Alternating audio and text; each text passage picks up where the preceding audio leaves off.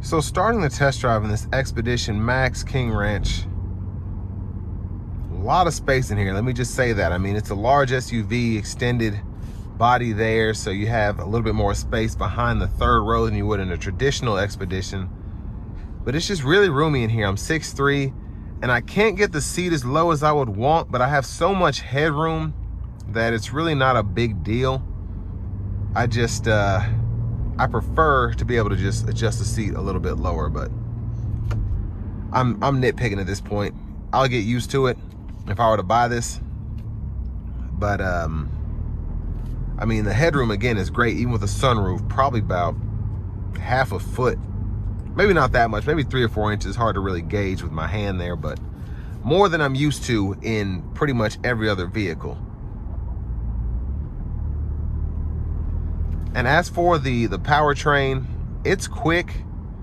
I like the sound you get specifically from the exhaust, the engine bay, and all that. It just has a very muscular and aggressive, almost V8 sound for this to be a V6.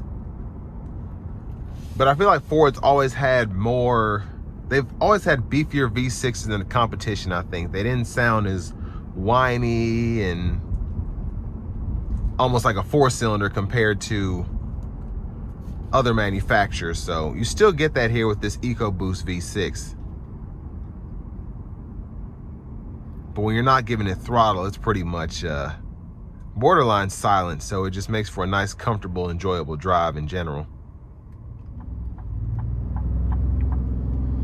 Now here in the normal mode, it drives very nicely, very well. Sport mode is just kind of for fun, I think. And the eco mode is pretty much for highway driving, I would say, once you get up to speed.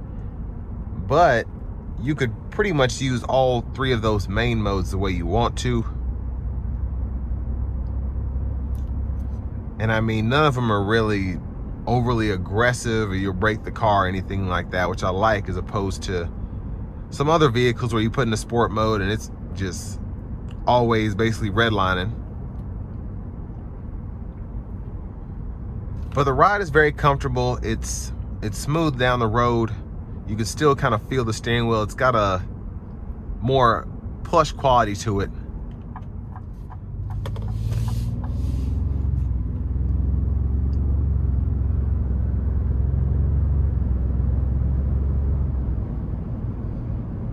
But I'm going to take her on the interstate, put her in a sport mode.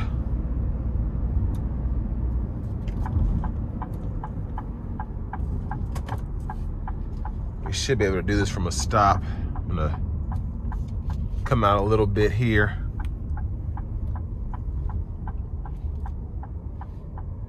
Here we go.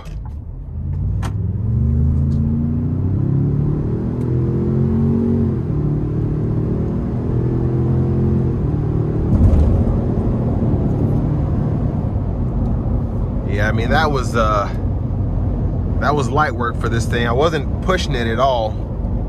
It was just in sport mode. I was giving it a little bit, and yeah, it's quick, like you'd expect. But I want to give a huge thanks to Ford Lincoln of Franklin here in Franklin, Tennessee, for allowing me to review this vehicle today. I'll leave a link below in the description. If you're looking to find the best price on one of these closer to home, click that second link down below. It takes just a minute to fill out your information, and I'll make sure the local dealers are fighting to get you the best price on this or whatever new vehicle you might be interested in. But won't have a chance to use the lane centering, adaptive cruise, and all of that. But I will say, for the money, I mean, it's not cheap. It's pretty expensive. But it's a really nice SUV in terms of having the wood grain and the screens, the heated cooled seats, the sunroof. A lot of options here, specifically being standard. And I just think, compared to buying a Navigator or something like that, you may or may not miss a lot of those other options that you'd pay 20, 30 grand for. So I think it is one of those vehicles that will sell pretty well to the right buyer. And with all that being said, this will bring me to the end of my review of this 2026 Ford Expedition Max King Ranch.